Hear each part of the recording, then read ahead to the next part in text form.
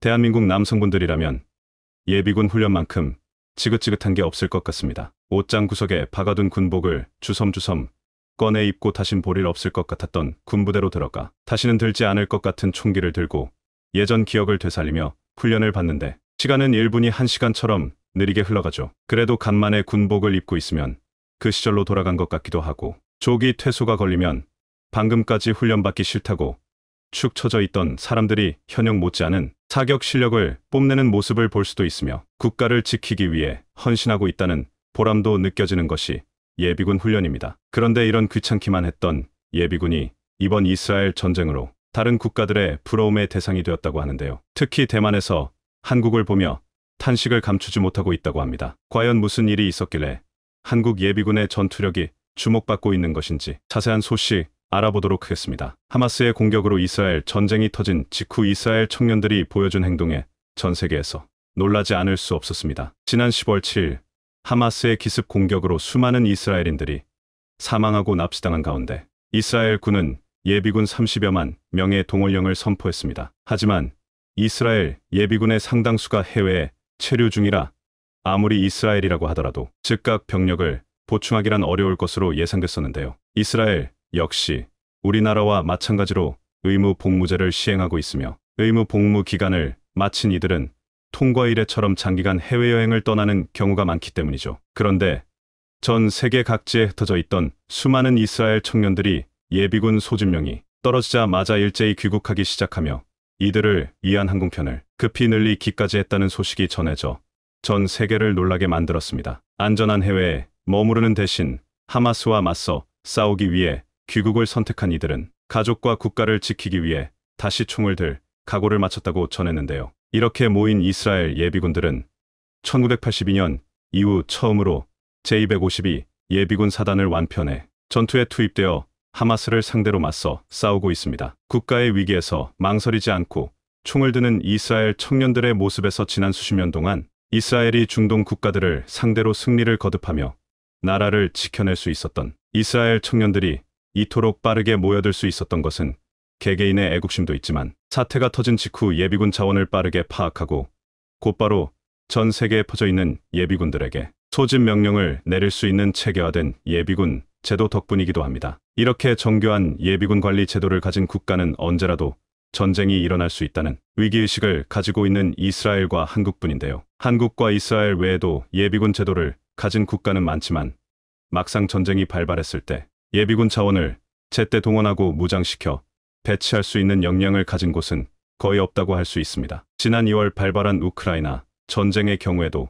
개전, 초러시아와 우크라이나 양측 모두 미흡한 동원 체제와 예비군 관리 시스템으로 인해 큰 어려움을 겪어야 했습니다. 양국 모두 평시 예비군 전력 관리에 관심이 없어 예비군의 숫자만 유지했을 뿐 훈련과 예비군을 어떻게 동원하여 전선에 투입할 것인지와 같은 운용 계획은 전혀 이루어져 있지 않았다는 것이죠. 한국은 베트남에 이어 세계에서 두 번째로 많은 예비군을 보유하고 있는 국가인데요. 단순히 규모만 많을 뿐만 아니라 정기적으로 실탄 사격을 포함한 체계적인 훈련을 받고 있으며 최근에는 과학화 예비군 훈련장을 통해 더욱 실전과 같은 훈련을 실시할 수 있는 방향을 추구하고 있습니다. 한국 예비군들이 훈련받는 모습을 본 유엔군 장교가 예비군의 규모도 놀랍지만 이보다 더 놀라운 것은 예비군의 훈련 수준이다. 대한민국 남성분들이라면 예비군 훈련만큼 지긋지긋한 게 없을 것 같습니다. 옷장 구석에 박아둔 군복을 주섬주섬 꺼내 입고 다신 볼 일 없을 것 같았던 군부대로 들어가 다시는 들지 않을 것 같은 총기를 들고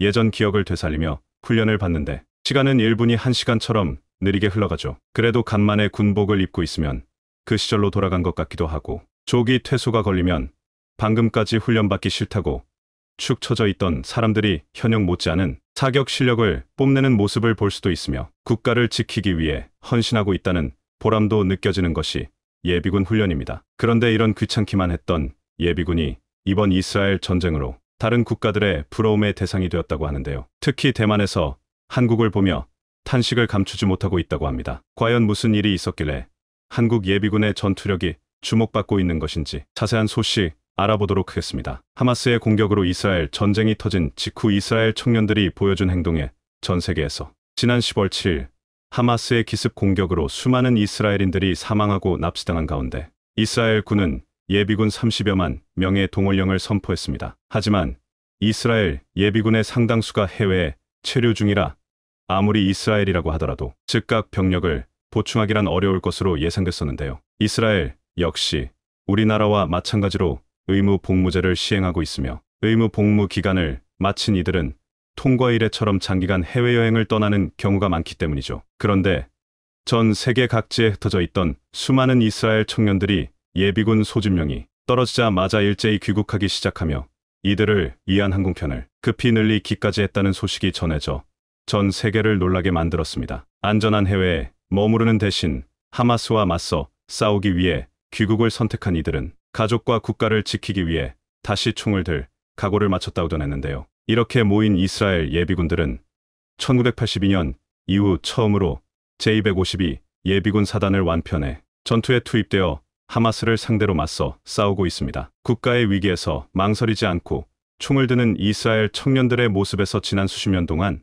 이스라엘이 중동 국가들을 상대로 승리를 거듭하며 나라를 지켜낼 수 있었던 이스라엘 청년들이 이토록 빠르게 모여들 수 있었던 것은 개개인의 애국심도 있지만 사태가 터진 직후 예비군 자원을 빠르게 파악하고 곧바로 전 세계에 퍼져 있는 예비군들에게 소집 명령을 내릴 수 있는 체계화된 예비군 제도 덕분이기도 합니다. 이렇게 정교한 예비군 관리 제도를 가진 국가는 언제라도 전쟁이 일어날 수 있다는 위기의식을 가지고 있는 이스라엘과 한국뿐인데요. 한국과 이스라엘 외에도 예비군 제도를 가진 국가는 많지만 막상 전쟁이 발발했을 때 예비군 자원을 제때 동원하고 무장시켜 배치할 수 있는 역량을 가진 곳은 거의 없다고 할 수 있습니다. 지난 2월 발발한 우크라이나 전쟁의 경우에도 개전, 초러시아와 우크라이나 양측 모두 미흡한 동원 체제와 예비군 관리 시스템으로 인해 큰 어려움을 겪어야 했습니다. 양국 모두 평시 예비군 전력 관리에 관심이 없어 예비군의 숫자만 유지했을 뿐 훈련과 예비군을 어떻게 동원하여 전선에 투입할 것인지와 같은 운용 계획은 전혀 이루어져 있지 않았다는 것이죠. 한국은 베트남에 이어 세계에서 두 번째로 많은 예비군을 보유하고 있는 국가인데요. 단순히 규모만 많을 뿐만 아니라 정기적으로 실탄 사격을 포함한 체계적인 훈련을 받고 있으며 최근에는 과학화 예비군 훈련장을 통해 더욱 실전과 같은 훈련을 실시할 수 있는 방향을 추구하고 있습니다. 한국 예비군들이 훈련받는 모습을 본 유엔군 장교가 예비군의 규모도 놀랍지만 이보다 더 놀라운 것은 예비군의 훈련 수준이다. 내가 보기에 한국 예비군은 어지간한 나라의 현역병들보다 훨씬 숙련된 병사들이다. 예전에 일본 자위대와 대만군의 훈련장에 갔던 적도 있지만 한국 예비군에 비하면 훈련 수준이 매우 떨어졌다. 이어 한국 예비군의 전투력에 찬사를 보내기도 했었습니다. 그리고 현재 우크라이나와 이스라엘과 마찬가지로 전쟁이 임박한 대만에서 차원이 다른 이스라엘과 한국의 예비군을 보며 부러움을 감추지 못하고 있다고 합니다. 현재 우크라이나와 이스라엘의 뒤를 이어 대만에서 제3전선이 형성될 수 있다는 가능성이 제기되고 있습니다. 지난 10월 9일 대만의 대사관이라고 할 수 있는 주프랑스 타이베이 대표처의 우주중 대표가 프랑스의 시사 프로그램에 출연하여 하마스와 이스라엘 간 충돌이 격화될 경우 중국이 세계 질서 재편의 기회를 갖게 됐다고 믿게 될 가능성을 예의주시해야 한다고 발언했는데요. 미국이 동시에 감당해야 할 전장이 두 곳으로 늘어나며 중국 견제에 집중하지 못하면서 중국이 대만을 넘볼 수 있는 여지를 줄 수 있다는 우려를 내비친 것이죠. 2027년 중국의 타이완 침공설 및 중국의 무력 시위로 인해 최근 고조되고 있는 대만 해협에서의 긴장 상황과 맞물려 이번 이스라엘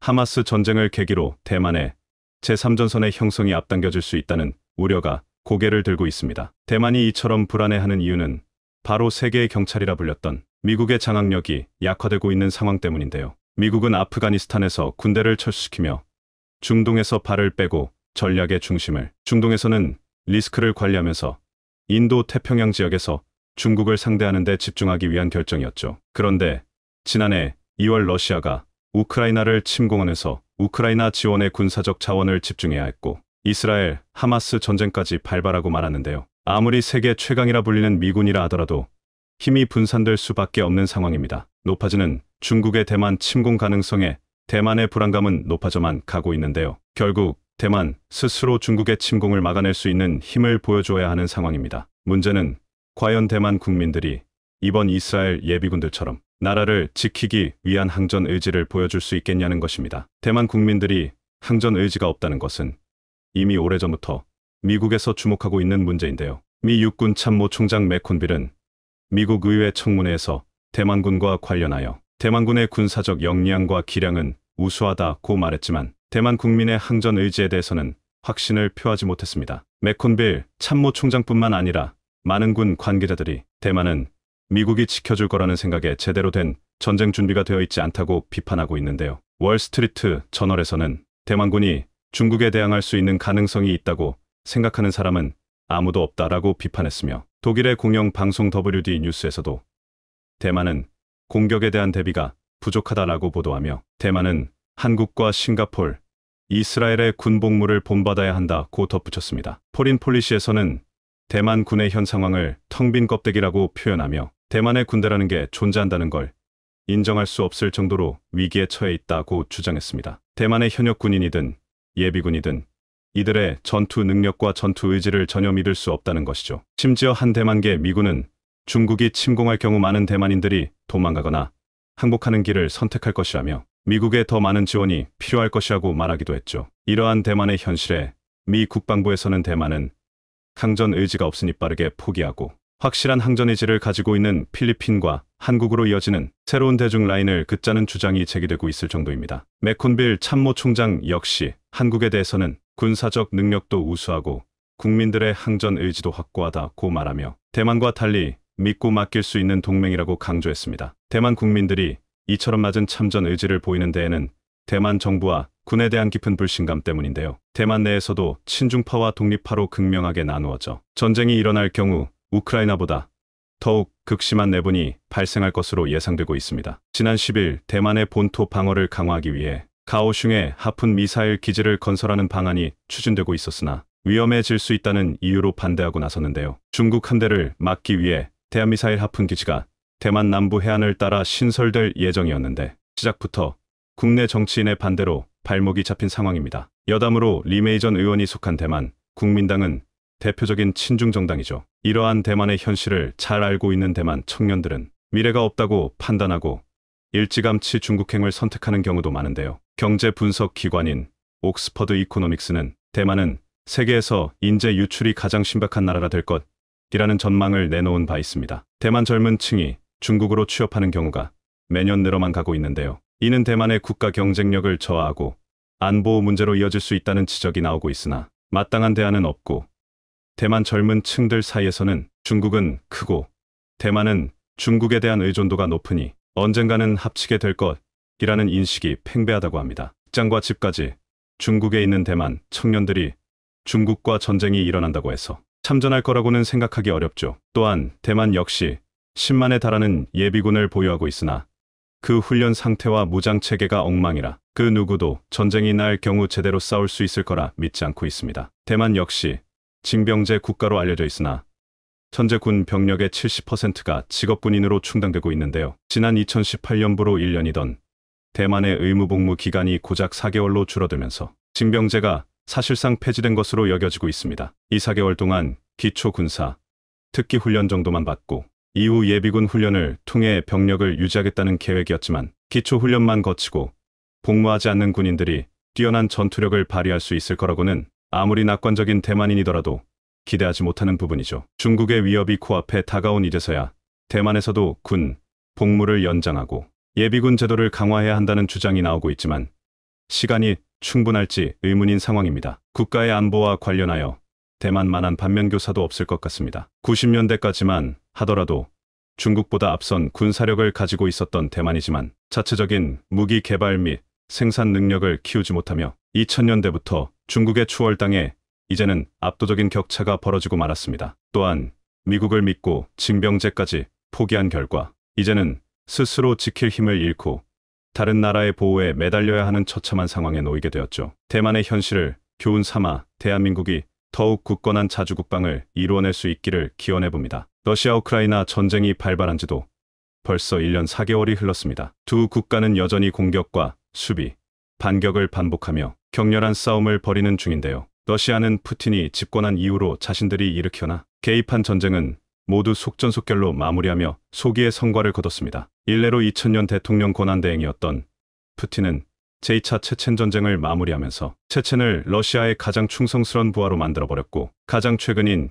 2021년 12월 말부터 시작된 카자흐스탄 반정부 시위에 개입해 즉각 사태를 종결시켰죠. 하지만 우크라이나를 침공해 시작한 전쟁은 달랐습니다. 아마 전투력이나 군사력으로만 놓고 보자면 우크라이나는 러시아의 상대가 되지 못했겠지만, 미국과 유럽 등 서방 국가들이 우크라이나에 첨단 무기를 지원하면서, 그런데 여기 우크라이나가 절대로 전쟁에서 패하면 안 되는 국가가 있습니다. 우크라이나가 함락되는 순간 러시아와 국경을 접하게 되는 폴란드인데요. 1년 4개월이나 지났음에도 상황이 좀처럼 나아지지 않자 이제 폴란드가 잘 훈련된 지상군 30만 명을 직접 우크라이나에 파병할지도 모른다는 소식이 전해지고 있습니다. 일각에서는 한국 무기로 중무장한 폴란드군의 사기가 급격히 높아져 나오는 소문이라고 일축하기도 하지만, 자세히 살펴보면 꼭 불가능한 이야기도 아닌 듯 보이는데요. 러시아, 우크라이나 전쟁이 장기화되는 상황에서 만약 우크라이나가 무너지면 폴란드가 참전할 수밖에 없다는 충격적인 발언이 등장했습니다. 지난 3월 이안 에메리크 로시체프스키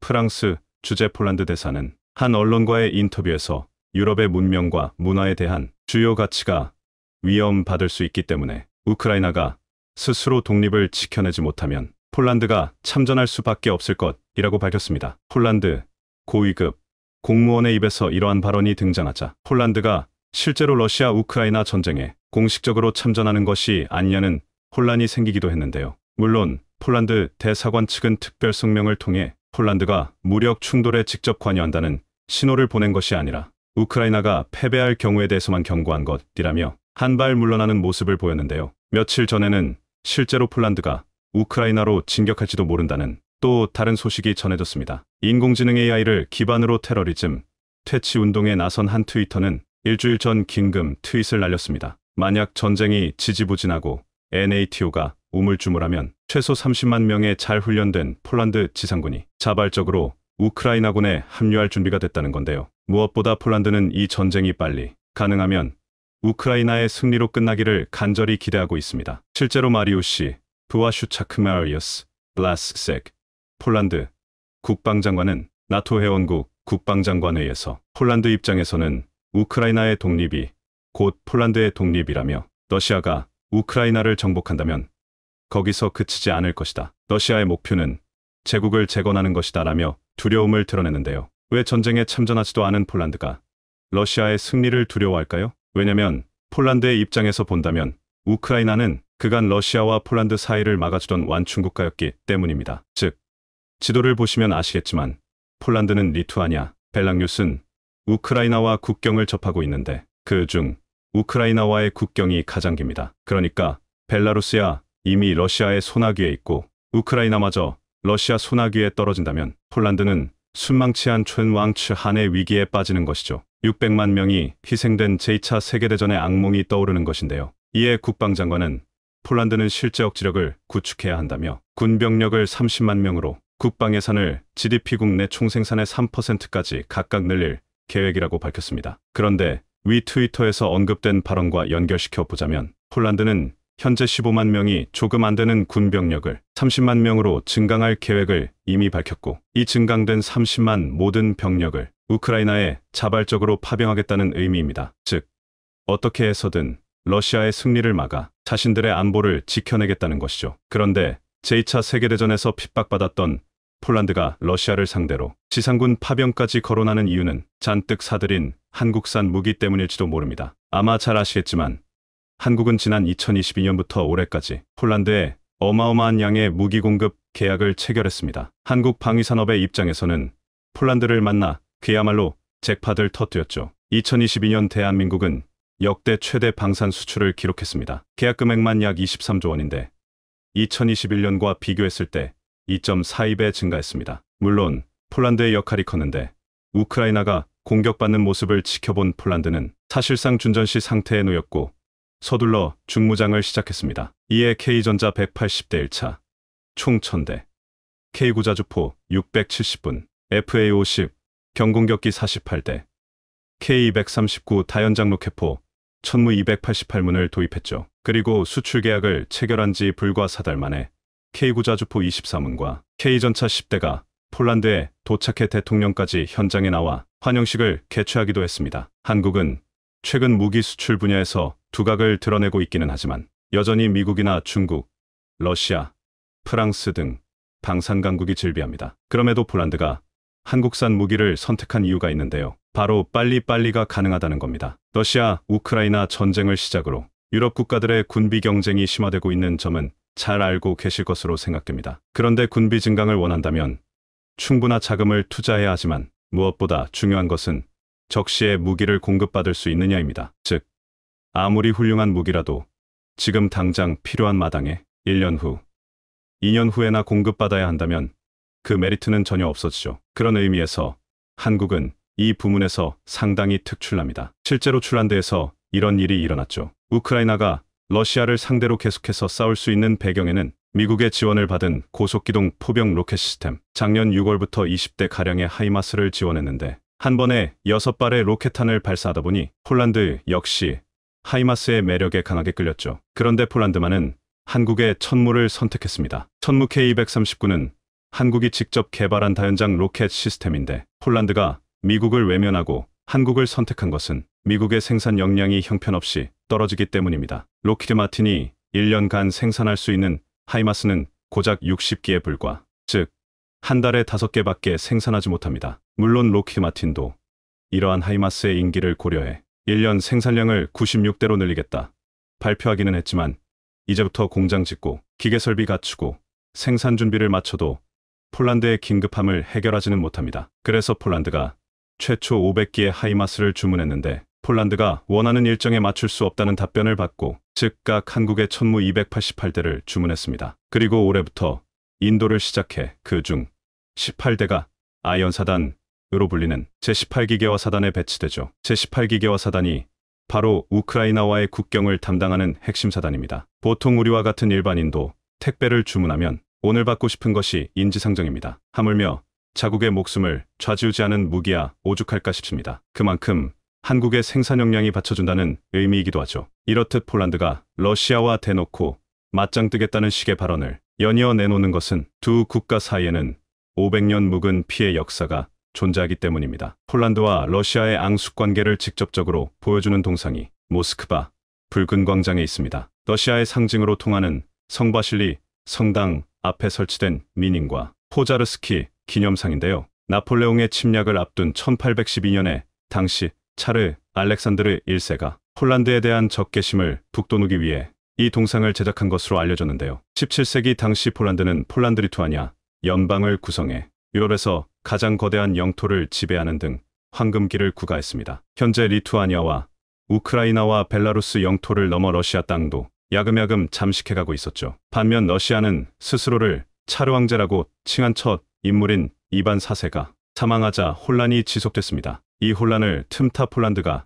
러시아를 침공해 모스크바를 점령해버렸고 러시아 귀족들의 요청으로 폴란드 사령관이 차르에 즉위하기도 했었죠. 폴란드의 악홍이 시작된 건 20세기 초입니다. 1939년 8월 나치 독일의 히틀러와 소련의 스탈린이 폴란드 분할 통치를 골자로 하는 독소불가 침조약을 체결했는데 9월 1일 독일이 9월 17일 소련이 폴란드를 침공해 분할 점령하면서 폴란드는 다시 지도에서 사라져버리죠. 특히 소련은 그간 폴란드에게 받은 핍박을 복수라도 하듯 폴란드군 장교 2만 2천 명을 학살하는 카틴 학살을 저질렀습니다. 이에 분노한 폴란드 국민들은 2차 대전 중 연합국 편에 서서 투쟁하다 600만 명이 사망하는 엄청난 회생을 치러야 했는데요. 물론 2차 대전 후 폴란드가 독립하기는 했지만 스탈린이 일방적으로 국경을 정하면서 영토의 20%를 상실했고 1990년이 되어서야 가까스로 소련의 지배에서 벗어나게 됩니다. 이후 1999년 나토 가입, 2003년 유럽연합에 가입한 폴란드는 러시아의 우크라이나 침공이 시작되자 가장 적극적으로 우크라이나를 지원했을 뿐 아니라 작년과 올해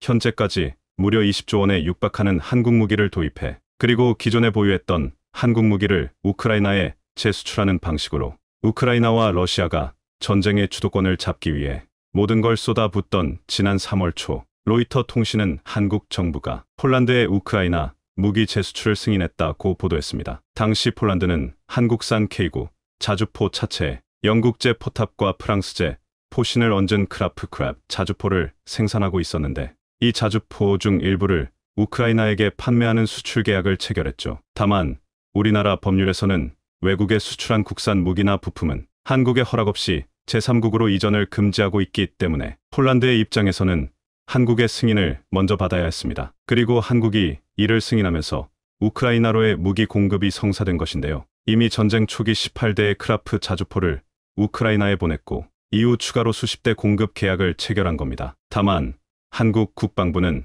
한국은 자체만 공급했을 뿐 무기 체계가 이전된 것은 아니다라고 설명해 살상 무기를 직접 지원하지 않는다는 정부 정책에는 변합이 없음을 못 박았습니다. 아직까지 폴란드가 한국 무기로 무장한 폴란드 지상군을 국경을 넘어 우크라이나로 직접 파병할 것인지에 대한 공식적인 계획을 밝히지는 않았지만 관련 발언들을 보면 충분히 가능성이 있어 보입니다. 아네르스 포그 라스무센 전 나토 사무총장은 우크라이나와 직접 국경을 맞댄 폴란드와 발트 3국은 러시아의 위협에 직접적인 위협을 느끼기 때문에 지상군을 포함해 가용 가능한 전력을 전부 파병할 가능성이 있다고 진단했는데요. 그러면서 집단방위 체제를 운용하는 나토의 우크라이나 가입을 서둘러 안전을 보장할 필요가 있다는 해결책을 내놨습니다. 만약 이 전쟁에서 러시아가 우크라이나를 굴복시켜 우크라이나 영토를 꿀꺽하게 된다면 폴란드는 다시 한번 러시아의 실질적인 위협에 직면하게 됩니다. 만약 우크라이나 이후에 폴란드가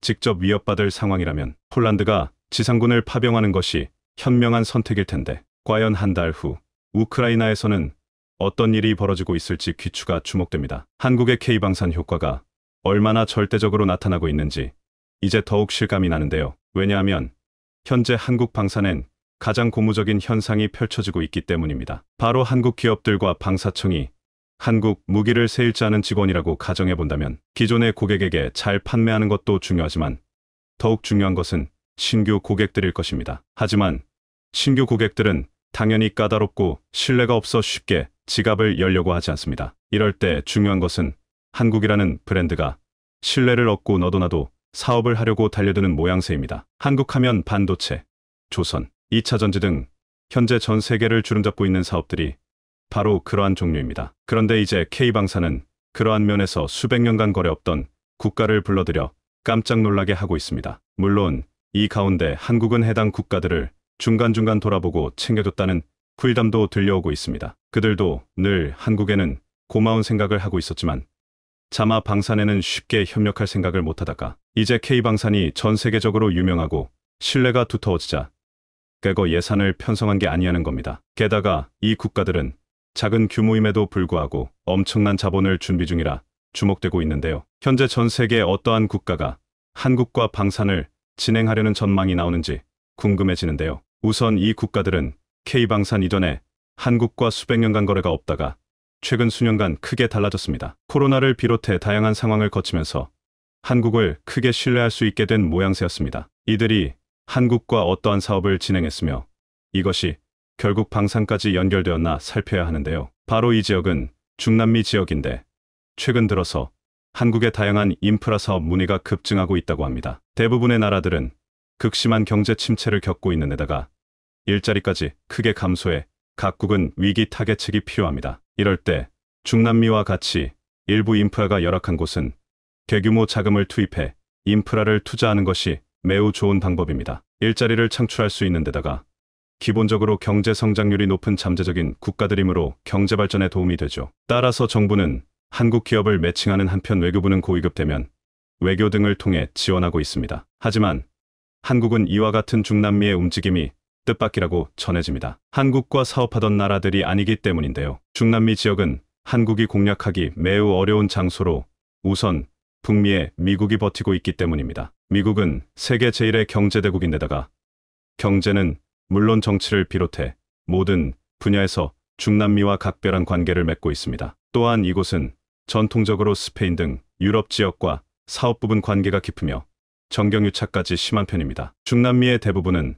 스페인어를 구사하는 데다가 과거부터 강제로 스페인과 엮여온 역사 때문에 한국이 역사적으로 일본을 좋아하지 않지만 경제관계가 깊듯이 중남미도 그렇게 엮여 있는 것이죠. 오랜 세월 가운데 정치 세력과 결탁해 뇌물을 받은 정치인은 주로 스페인 등 유럽의 일감을 몰아주기도 했습니다. 실제 최근 브라질 등 중남미의 중요 국가들에서는 이 같은 뇌물 공여 사건이 줄줄이 터진 상황이었습니다. 결국 이런 상황은 다양한 국가의 새로운 정부를 들어서게 했고 이런 국가들은 기존의 틀을 깨기 시작했습니다. 게다가 결정적으로 이번 코로나 사태로 인해서 많은 남미 국가들의 대한민국이 각인된 계기가 된 것입니다. 한국은 다양한 남미 국가들에게 진단키를 신속하게 제공하고 믿을 수 있는 방역용품을 제공하는데 최선을 다했습니다. 어떻게 보면 이런 대규모 인프라 공사는 중국같이 저렴하고 대규모의 공사를 많이 해온 국가가 유리할 수도 있습니다만, 중국이 중남미에 보낸 방역용품은 대부분 분량이 많아서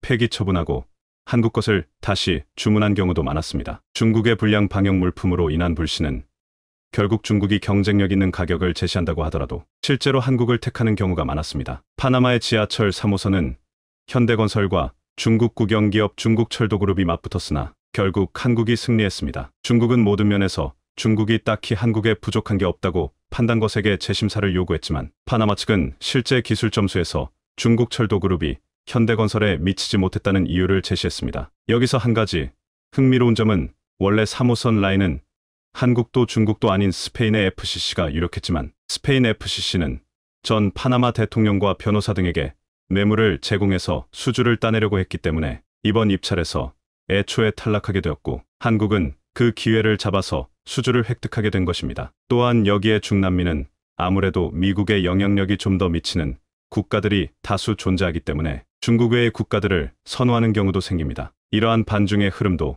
한국엔 도움이 되는 것이죠. 중국은 이미 아르헨티나, 에콰도르 등 수많은 나라들의 바다에 배를 몰고 가서 수자원을 강탈하기도 했으며, 남미의 수리남은 이미 중국계 정치인이 점령하여 중국화되어 가고 있고 나라가 크게 흔들리고 있습니다. 이런 상황은 결국 인프라를 대거 발주하고 있는 한국이 좀 더 많은 수주를 내는데 도움이 되는 것입니다. 그러나 아무리 환경이 좋다고 하더라도 한국이 실력이 없고 신뢰를 주지 못한다면 소용이 없습니다. 이젠 전 세계의 모든 스펙을 놓고 비교하는데 어렵지만은 시대로 각국은 가장 실력 있고 신뢰할 만한 나라와 일하기 원합니다. 그런데 동북아의 지도에서 잘 눈에 띄지도 않은 작은 나라 한국은 엄청난 실력을 가지고 있었습니다. 예를 들어 공항 운영과 서비스 분야, 건설 등은 세계에서 최고의 수준을 뽐내면서 그 노하우를 전수하고 있었죠. 이를 놓치지만은 페루 당국은 세계 7대 불가사의 마추픽추의 관문을 여는 공항을 한국에 맡깁니다. 한국은 마추픽추의 신공항 설계를 담당해 건설은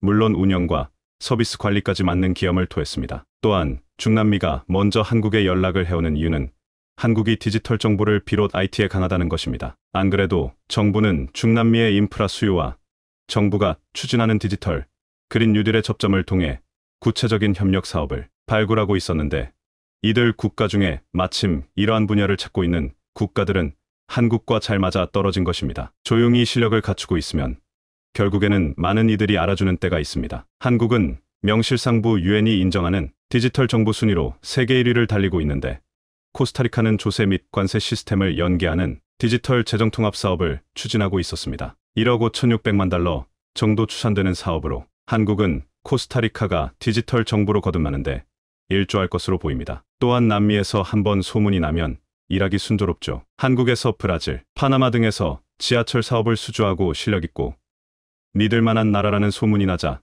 조세 시스템을 디지털화하는 코스타리카는 내친 김에 도권의 비전철 5개 노선을 친환경 전기열차로 복선화하는 광역도시철도 사업을 한국에 적극 문의하고 있습니다. 약 15억 5천만 달러의 규모인데 마침 친환경 부분에 있어 한국이 추구하는 그린 뉴딜 정책을 파악한 코스타리카는 관련 분야에 자신들이 먼저 한국에 문의를 해온 것입니다. 따라서 조세 시스템과 지하철 모두 한국에서 수주해내기 한층 유리한 것으로 관측되고 있습니다. 또한 파라과이도 아순시온에 추진하는 5억 달러 규모의 민자 경전철 사업의 경우 지난 8월 민관합동 대표단이 현지를 찾아 파라과이 철도공사와 업무협약을 체결하는 등 교두보를 마련했습니다. 일부 국가에서는 이미 한국이 매우 뛰어난 방역용품을 제공해서 신뢰를 바탕으로 한국의 의미 있는 움직임을 보입니다. 예를 들어 과테말라 공항에는 역사상 최초로 자국 공항 안내에 한글을 포함시키며 방역 지원에 대한 감사를 표했습니다. 한국은 중남미 24개국에 약 1,200만 달러의 인도적 지원을 했는데 마스크나 진단키트에서 이들이 매우 만족했으며, 결국 이러한 움직임은 한국을 신뢰하게 된 결과로 이어져 앞으로 중남미 시장의 기대감을 더욱 갖게 하고 있습니다. 실제 중남미 시장은 중동과 아시아에 이어 한국의 3대 해외건설 시장으로 전체 해외 건설 수주에서 차지한 비중이 작년 0.6% 1억 3천만 달러에서 올해 23% 68억 9천만 달러로 상당한 증가폭을 보였습니다. 특히 중미 국가들이 포스트 코로나 시대를 맞아 한국형 뉴딜과 관련된 디지털 전환, 전자정부, 친환경 인프라 구축을 적극적으로 추진하고 있어 한중미 FTA를 통해 국내 기업의 진출 기회가 점차 확대될 것으로 기대됩니다. 그 와중에 이제 페루 해군은 약 1조 원에 달하는 예산을 확보하고 해군 현대화 작업에 착수합니다. 실제 한국은 페루 해군의 현대화 작업의 선두 주자로 이미 계약을 다수 진행 중입니다. 그들은 6척의 함정을 도입할 것이며 한국조선해양과 STX 등이 거론되고 있는 상황이기도 합니다. 이들이 한국을 신뢰하는 것은 여러 가지 이유가 있는데 한국은 페루의 퇴역함을 기증하기도 했습니다. 한국은 퇴역함인 순천함을 페루 해군에 기증했고 페루는 우리 함정을 끌고 2022년 림팩에 참여했습니다. 당시 페루는 한국의 함정 기증에 감사했으며 함정을 발주하고 K방산에 더욱 협력하게 됐습니다. 게다가 현재 미국을 비롯해 다양한 국가들의 해군들이 한국에 오고 있으니 더욱 흐름을 타게 된 것이죠. 앞으로 페루 해군은 물론이고 다양한 방산 분야에서 한국과 협력이 가속화될 거라 보는 이유입니다. 또한 브라질을 비롯 아르헨티나 등 남미에서 K방산은 더욱더 많이 거론되고 있습니다. 이들은 모두 군 현대화를 거론하고 있으며 한국의 K구, 자주포나 FA50 등이 나옵니다. 기존의 남미에서는 한국이 먼 국가였고 오히려 미국과 스페인과 연계가 되었지만 이들은 자금이 풍부한 국가들이 아니기 때문에 한국의 가성비 군수품을 찾는 것이 당연하며 또한 페루와 같이 한국과 코로나 기간을 비롯 최근 수년간 다양한 인프라 사업의 신뢰를 거쳤고 결국 한국의 함정 수주를 비롯한 다양한 방산 사업으로 연결되었다는 평이 나오고 있습니다. 따라서 일각에서는 한국이 행운을 거머쥐었다고 말하지만 결코 그렇지만은 않다는 이야기입니다. 한국은 묵묵히 방산을 준비하고 국가의 안보를 지키다 보니 여기까지 오게 되었다는 뜻입니다. 또한 기존의 중남미에 정성을 쏟아붓던 중국은 러시아 사태로 인해 방산에는 접근이 불가능하며 미국이나 서방 방산은 너무 비싸다는 평가 가운데 한국이 중요한 포지션을 차지하게 되었습니다. 이와 같이 한국은 이제 중남미 지역에서도 방산의 기운이 크게 돌고 있는 상황이 나오고 있습니다. 한국을 너무 사랑한 나머지 모든 것을 한국산으로 도배하는 나라가 있어 화제입니다. 그곳에 가면 마치 한국을 그대로 옮겨놓은 듯한 모습을 쉽게 볼 수 있습니다. 일본이 한국보다 더 많은 돈을 쏟아부었지만 그들은 한국의 진정성을 알아봤고 선택을 하는데 주저하지 않고 있습니다. 최근에는 한국에 놀라운 제안까지 했는데 이로 인해 중국이 충격을 받기도 했습니다. 바로 몽골에서 나타난 현상인데 무슨 일이 벌어지고 있는지 자세히 알아보겠습니다. 몽골은 1921년 중국으로부터 독립한 바 있습니다. 1990년 민주화에 성공하며 영세 중립국을 표방하고 있습니다. 한반도의 7.4배에 이르는 광대한 영토를 가지고 있지만 인구는 345만 명으로 상당히 적고 그 절반은 수도 몰란바토르에 거주합니다. 몽골에서의 한류는 1998년 모래시계가 방영되면서 시작됐습니다. 이어 2002년 겨울연가, 2003년 대장글 등이 한류 붐을 가속화시킨 상황입니다. 한국에서 새로운 드라마가 시작한 지 채 2터부터 3주가 지나지 않아 몽골 TV에 방영될 정도로 인기가 높아졌고 이로 인해 기존에 방송되던 중국 콘텐츠는 사라지게 됐습니다. SBS 드라마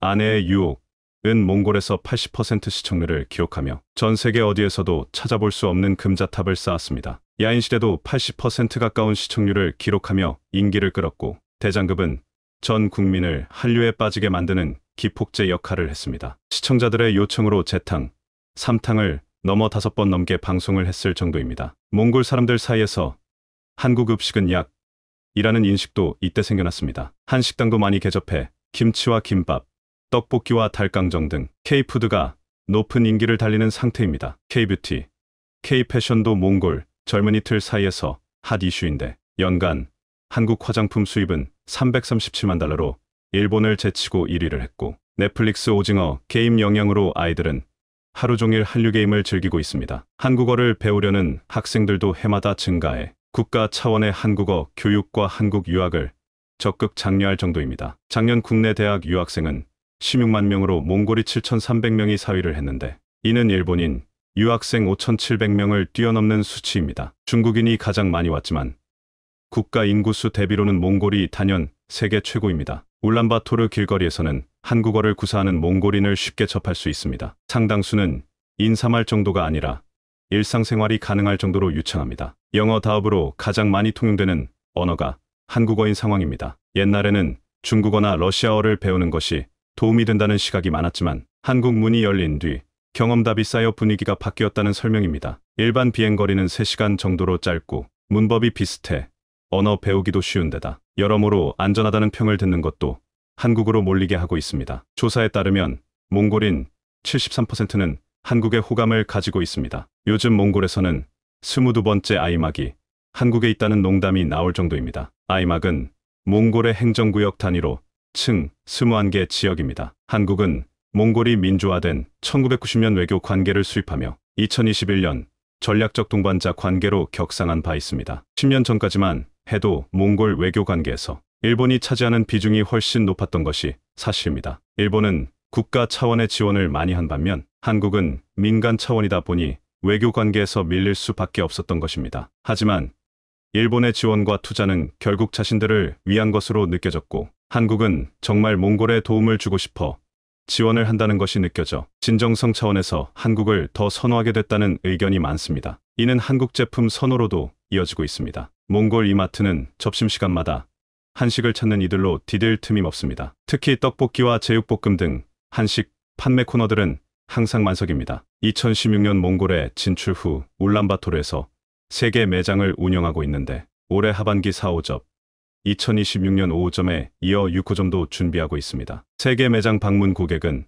월 150만 명에 달합니다. 울란바토르 인구가 약 160만 명입을 감안하면 모두가 이용하고 있는 것입니다. 이마트는 K푸드를 앞세워 경쟁 우위를 확보한다는 전략입니다. 울란바토르 시내에 짓고 있는 식품가공센터가 오는 9월 완공되면 김치, 부대찌개, LA갈비 등 다양한 한식을 직접 제조해 유통할 예정입니다. 질 좋은 한식을 보다 저렴한 가격에 판매하겠다는 것인데 이곳을 교두보사라 중앙아시아 진출을 계획하고 있습니다. 몽골에서 한식이 인기인 이유는 단순히 한류 때문만은 아닙니다. 몽골 남성의 평균 수명은 63.8세입니다. 건강에 대한 관심이 커지면서 한국에 대한 선호가 높아졌다는 분석입니다. 몽골 식단은 고기 위주이지만 한식은 다양한 채소를 활용하고 발효식품도 많습니다. 현재 울란바토르에서 판매되는 김치는 하루 3톤에 달합니다. 이는 6만 명이 한꺼번에 먹을 수 있는 양입니다. 그리고 몽골하면 빼놓을 수 없는 것이 K 편의점의 인기입니다. 국내 편의점들은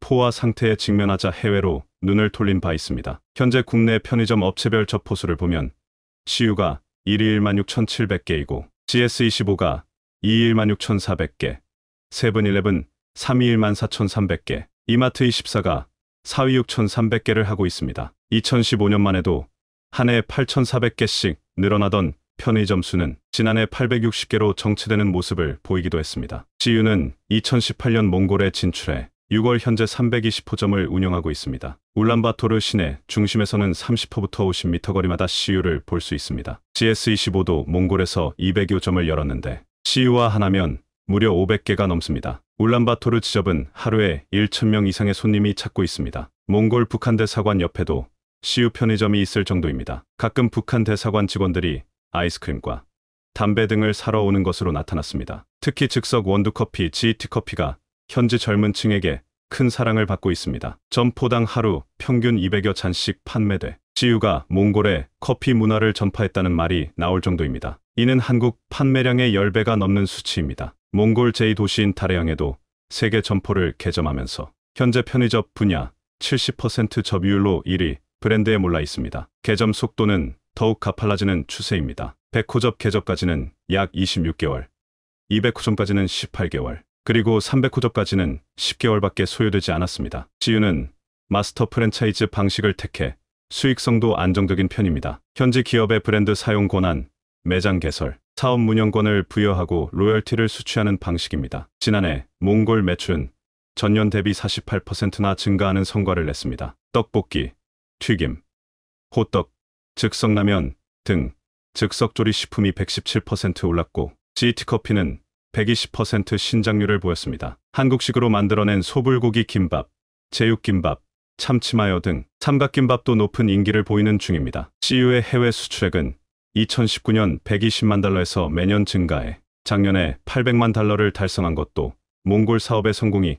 큰 역할을 했습니다. 몽골 100대 기업 순위 중 CU와 협력 중인 센트럴 익스프레스는 2021년 39위에서 올해 11위로 순위가 급상승하고 있습니다. 몽골 우수 100대 기업 중 35개는 유통 및 서비스업으로 광산업 다음으로 몽골 경제의 중요한 분야입니다. 이는 유통 1위 CU와 이마트 등 한국 기업들이 큰 역할을 했기 때문입니다. CU가 해외에서 성공한 이유는 일본과의 관계를 털어낸 것도 큰 이유입니다. CU는 2012년까지 일본계 회미리마트 브랜드를 사용한 바 있습니다. 이에 매년 일본에 30억 원 상당의 로열티를 지급해야 했습니다. 2012년 회미리마트와 라이선스 계약을 해지하고 회사명을 BGF 리테일로 바꾼 후 CU 브랜드로 독립을 선언했던 것입니다. 회미리마트와의 협력 관계는 제약 요소로 작용해 왔습니다. 해외에 진출할 경우에도 일본 측의 동의를 받아야 했습니다. 2012년 라이선스 계약을 종료하겠다고 통보했을 때 한국이 편의점 사업에서 성공할 수 있었던 것은 순전히 회미리마트의 브랜드 파워 덕분이라며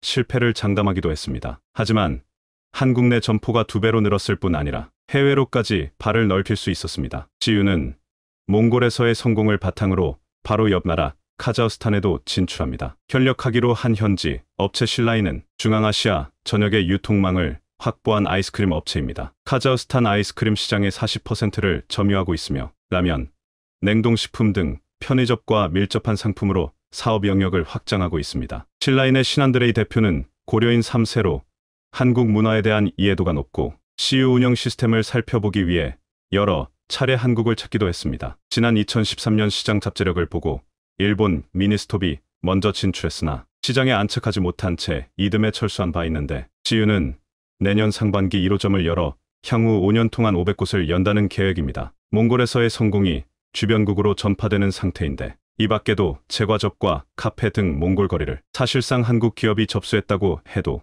과언이 아닙니다. 한류 열풍을 타고 한국 문화에 대한 관심이 높아진 데다 한국 제품은 품질이 좋고 가격도 합리적이라는 신뢰가 밑바탕이 됐기 때문입니다. 지난해 양국 간 교역액은 약 4억 7천만 달러로 최근 2년 사이 몽골의 4위 교역국으로 성장했습니다. 고위급 교류도 활발한데 지난해 8월 한국 외교부 장관이 몽골을 찾았고 올해 2월엔 몽골 총리가 공식 방안에 다양한 논의를 했습니다. 한국에도 몽골은 상당히 중요한데 엄청난 자원이 있기 때문입니다. 몽골은 세계 10대 자원 부국으로 희도류 세계 매장량의 16%를 확보하고 있으며 구리, 형석, 금, 철, 아연 등 80여 좀의 광물을 다량 보유하고 있습니다. 세계에서 가장 큰 희도류 광상은 중국 북부 내몽골에 위치해 있습니다. 1957년부터 생산됐으며 매장량은 약 4천만 톤입니다. 이에 외몽골에도 막대한 희도류가 있음을 직감하고 있습니다. 일부 광산에는 64억 톤의 석탄 자원까지 발견된 상태입니다.